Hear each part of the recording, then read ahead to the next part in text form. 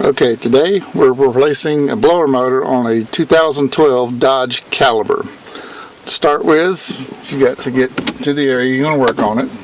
To make things easier, we're going to remove the glove box, pull in both sides of the panels here, slides down, then just lift up, and the glove box slides out of the way. Set that over to the side. Now I've already removed one of them. There's two clips that hold a cover panel on the bottom here. Remove the two clips, pair of pliers,